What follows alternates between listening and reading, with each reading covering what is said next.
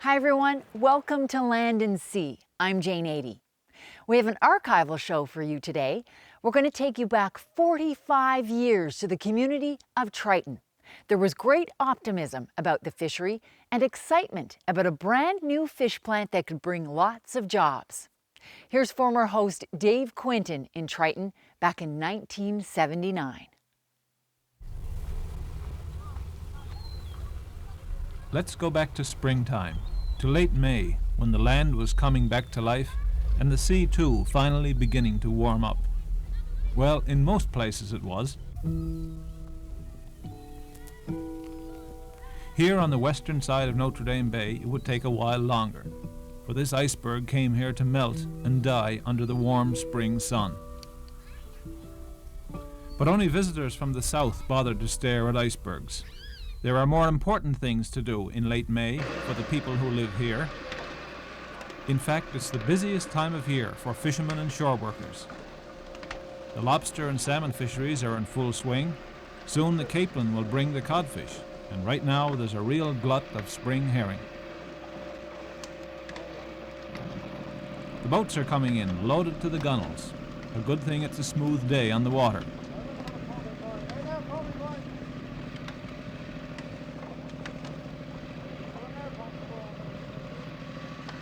At this time of year, bar seines are used. The herring are herded in shoal water by a long net which traps them against the land.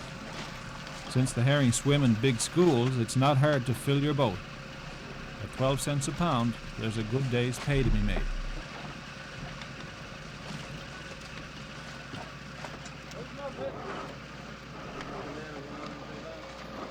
Dorm Roberts buys most, if not all, the fish here in Triton.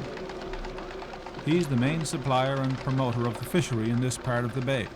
This is his plant. Triton, Brighton, and the other smaller places around here have a long tradition of fishing the Labrador. Grady was their main port, and Dorm Roberts, their supplier, still has facilities there. But the northern salt cod fishery has faded. Other fish are important these days. Fish you can get closer to home.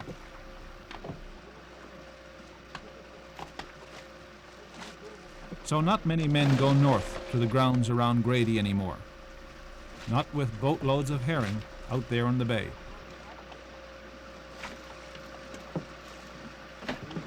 In fact, there was so much herring about that it was getting hard to handle it all. Dorm Roberts already had 6,000 barrels on hand, and the markets were softening. Still, the herring kept coming in. No fisherman wants to quit while the fish are there, and no buyer wants to turn a fisherman away. So the herring kept coming ashore at Triton, and Dorm Roberts and his men handled as much as they could. Outside, it looked like they were getting an early start for bonfire night. But when I looked closely, I saw that the boughs and trees were there to protect the barrels of herring from the hot sun. Overcrowded? Well, you might say.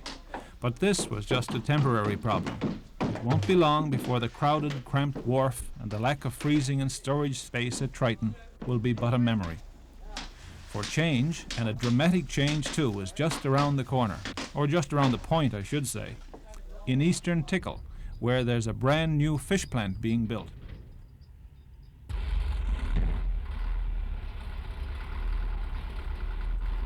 Dorm Roberts has teamed up with Nickerson's, and Dree too, I suppose, in building this huge complex which will completely change the fishery on this part of the coast.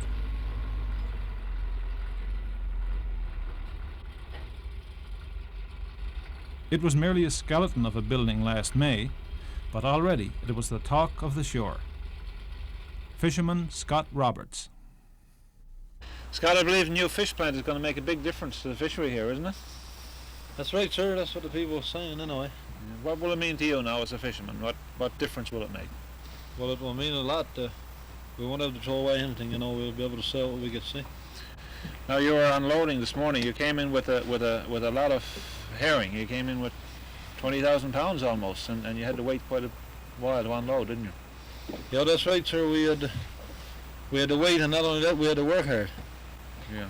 But when we get our new plant now, I guess we'll be unloaded by pump, and that'll be a lot quicker, and everybody gain a hour or two on a day, you know, and it'll mean a lot. So you'll sell everything, and you'll have it easier for handling the fish. That's right, sir. Hopefully, anyway.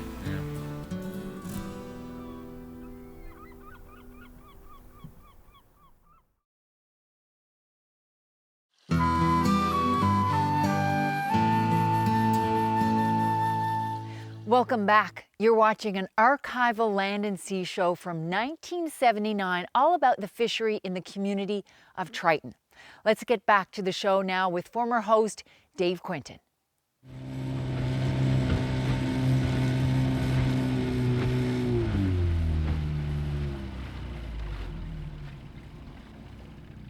You lobster fish too now while you're fishing gillnets, don't you? That's right, sir. Well, I got 300 traps, and where I fish at, I fish in Sops Arm, eh? This is not White Bay now. No, it's in Berger Bay, Notre Dame Bay. Right. Or Green Bay, rather. And it's not so good a fishing in the Sops Arms as there in Shoal Arm and Berger Bay, you know, and Seal Bay. So I get 60 and 70 lobsters like that. But the best day I've done now so far was this Monday past. I got 220. 220 pounds or 220 220 lobsters.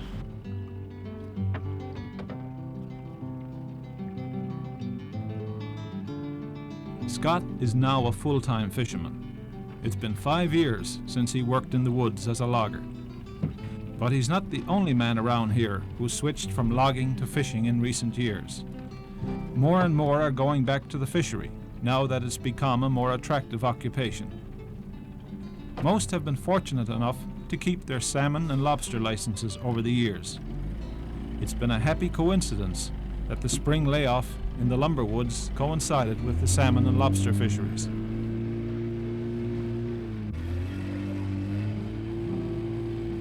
Because of this, the men in this part of the bay were able to keep up both traditions, with lobster fishing providing a tidy income in the off-season. These days, though, fishing has become much more attractive as a full-time job, so more and more men are trying to become full-time fishermen.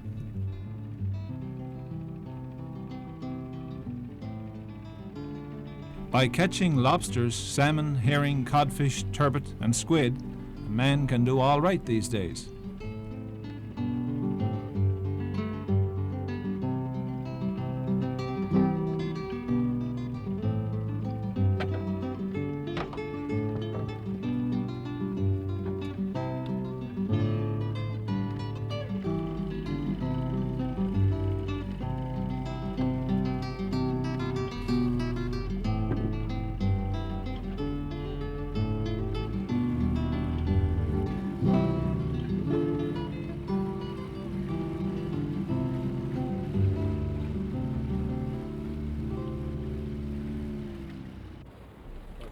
So more and more are trying to make it as fishermen.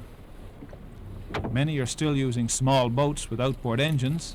Some have motorboats. And others, like Scott and his brother, have come up with their own design.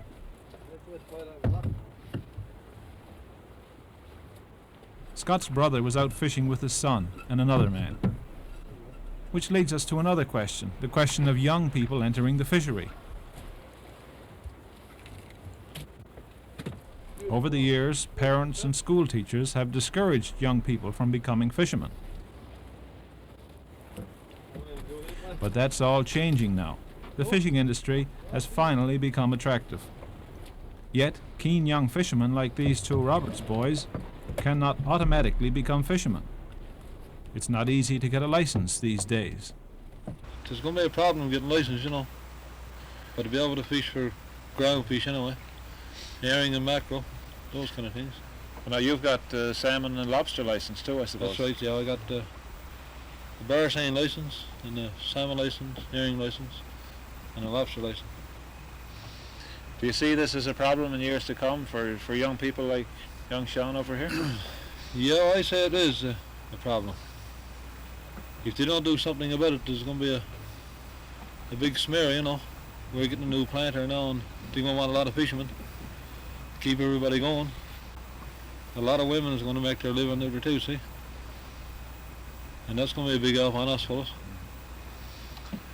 So there'll be a lot of young men trying to get in the fishery, and the plant is going to need a lot of fish.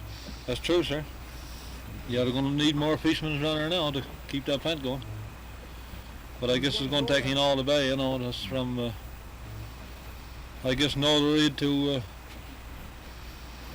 Harry's Harbour, somewhere over in the Green Bay. All that around, you know. And so the fishery in Triton began last spring.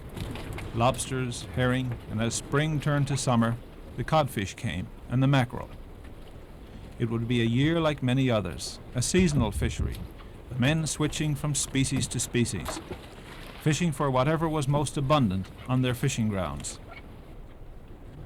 Every now and then they'd dart in for a look at the new plant, to see what progress was being made, watching it closely, for the big building going up in East Tickle is certainly going to affect their lives.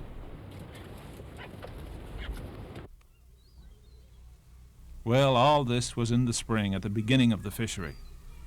On the 19th of October, Land and Sea returned to Triton. The fishery I knew would soon be over.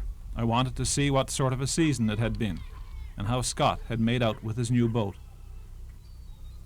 There was a Cuban ship in the harbour, brought in to handle the mackerel and squid. Not all the squid was sold fresh. Some were split and dried in the sun to be packed and exported later to the Far East. An old industry that faded away for a while, then last year bounced back to life again.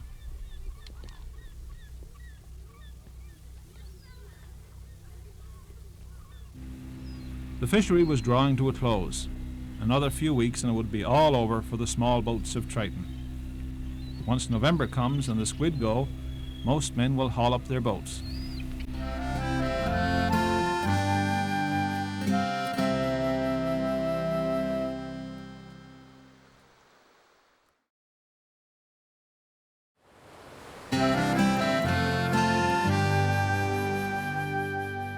Welcome back. You're watching a program from 1979 when Land and Sea visited the community of Triton. Let's watch the last part of that show now with former host Dave Quinton. Getting rougher here, sure enough. That's true. When it gets rough, there it gets rough. And this is where the herring are. Well, this is where they hang out mostly in the fall of the year. Sailors been in here this year? Oh yeah, they had 400 ton. They was on a 24 hours taking that 400 ton. Well, they take up a big lot at a time, see? You use nets now this time of year, but I believe earlier you use bar seines. Yeah, in the spring of the year is bar seine. We use all herring nets now, eh? You can't use bar seines this time of the year? No. There's not too many herring in by the shore this time of year. Is that a boat in here hauling the net now? Yeah, that's a speedboat in there now from Triton. I don't know what it is. We'll take a run in by him and see what he's doing.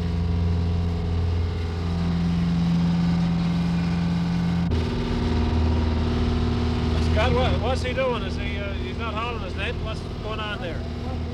No, he just landed a fella ashore there to put a shore path out. He's going to put it in it, eh?